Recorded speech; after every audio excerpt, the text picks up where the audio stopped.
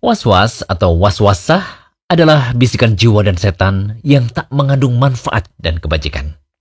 Namun bedakan antara syak dan waswasah ya. Syak merupakan kebimbangan antara terjadi atau tidaknya sesuatu yang kemungkinan keduanya seimbang dan merupakan keyakinan keseimbangan yang sama kuat antara keduanya. Tak ada kelebihan yang satu atas yang lain.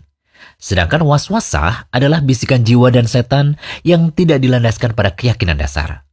Lain halnya dengan syak yang dilandasi suatu keyakinan dasar. Waswasah merupakan penghilang khusyuk paling dominan. Maka bila seorang hamba selamat dari penyakit berbahaya ini, berarti ia selamat dari banyak keburukan. Al-waswas atau yang selalu membisikkan gangguan adalah setan. Hal ini sebagaimana disebutkan dalam ayat yang artinya, dari kejahatan bisikan setan yang biasa bersembunyi. Quran Surat An-Nas ayat 4.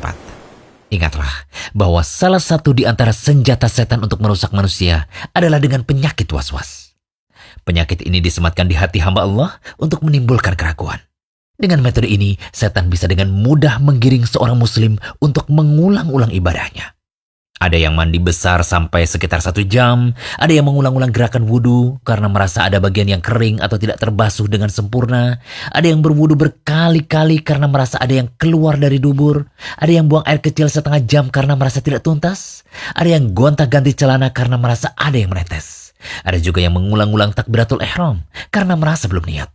Ada yang membaca Al-Fatihah berulang-ulang dengan susah karena merasa tidak benar. Bahkan bisa jadi ada yang sampai teriak-teriak, "Saya tidak menalak istri," karena menyangka telah melontarkan kalimat cerai dan seterusnya. Subhanallah. Anda bisa bayangkan, sungguh betapa malangnya mereka. Untuk bisa melakukan satu ibadah, ia harus susah payah mengulang-ulang karena perasaan tidak tenang. Penyakit was-was ini selalu menggelayuti hatinya dalam beribadah. Sebelum membahas tentang cara mengobati was-was, terlebih dahulu kita pahami sebab-sebab munculnya was-was dan gejala-gejala waswasah pada orang yang mengidapnya. Sebab-sebab munculnya waswasah yang pertama, minimnya ilmu syar'i, yaitu pengetahuan tentang Al-Quran, As-Sunnah, dan ajaran para sahabat serta orang-orang yang mengikuti mereka. Yang kedua, lemahnya keimanan. Ingatlah bahwa setan itu hanya mampu menguasai ahli maksiat, bukan menguasai orang yang kuat imannya. Ketiga, lalai dari mengingat Allah atau berzikir, sebab zikir itu mampu mengusir setan dan gangguan-gangguannya. Yang keempat, kelemahan akal, sebab yang memiliki akal sempurna akan selamat dari waswasah dengan karunia Allah. Kelima, tidak bergaul dengan orang-orang yang memiliki ilmu dan iman sempurna. Dan yang keenam, tidak mengikuti Rasulullah SAW. Sementara gejala-gejala waswasah pada orang yang mengidapnya, yang pertama, lama dalam melakukan istinja, wudhu atau mandi. Yang kedua, mengulang-ulang wudhu, toharo atau sholat, bahkan berlebih-lebihan dalam menggunakan air untuk bersuci dan mengulangi ibadah-ibadah ini karena menganggapnya tidak sah. Ketiga, mengulang-ulang huruf dalam melafalkan bacaan-bacaan Al-Quran, doa-doa sholat, dan lainnya.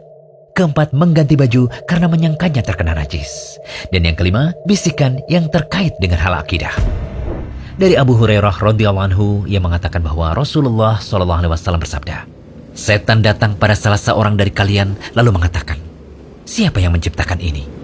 Siapa yang menciptakan ini?' Hingga ia mengatakan, 'Siapa yang menciptakan rohmu?' Bila ia sampai pada hal yang demikian itu, hendaklah ia berlindung kepada Allah dan segera berhenti darinya." Hadis riwayat Bukhari dan Muslim. Dalam riwayat Muslim, redaksi hadisnya berbunyi, "Tak henti-hentinya manusia saling bertanya, hingga dikatakan, 'Ini Allah telah menciptakan semua makhluk. Lalu siapa yang menciptakan Allah?' Siapa mendapati sesuatu dari hal ini, hendaknya ia mengatakan, 'Aku beriman kepada Allah.'" Nah, selanjutnya kita bahas cara mengobati was-was. Yang pertama, menuntut ilmu syariat atau mendalami ilmu agama. Kedua, memperkuat keimanan dengan mengerjakan amal-amal ketaatan dan ibadah-ibadah sunnah. Kemudian senantiasa ingat kepada Allah di segala kondisi. Bergaul dengan orang-orang soleh dan orang-orang yang dapat memberi manfaat. Kemudian mengetahui bahwa kebenaran itu hanya apa yang dibawa oleh Rasulullah SAW. Lalu keenam, mengakui bahwa waswasah adalah kebatilan yang paling batil.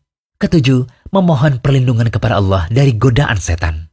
Kedelapan, tidak lama-lama berada di kamar mandi atau WC melebihi kebutuhan, karena jamban dan WC adalah tempat setan dan roh-roh yang jahat.